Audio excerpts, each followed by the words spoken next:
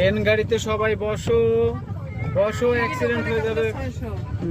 খাইলো কত? বসো, রাইট শেষ। খাইলো 1000। হ্যাঁ 1000 খাইছো না?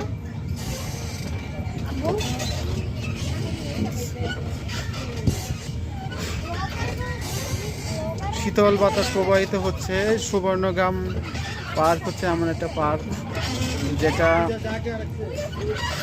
পুরো পার্কে প্রদক্ষিণ করার জন্য গাড়ি আছে, তার নিচে লেকের চারিপাশে রাস্তা আছে, লেকের মাঝখানে আবার সাফারি পার্ক আছে।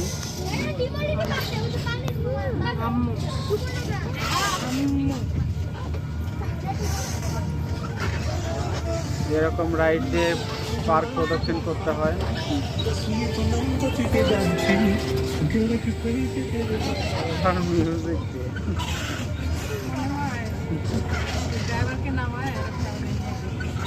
না, ওই ড্রাইভার আমি বাধা দিই, ওই চালাচ্ছি, ওটাই চালাচ্ছি।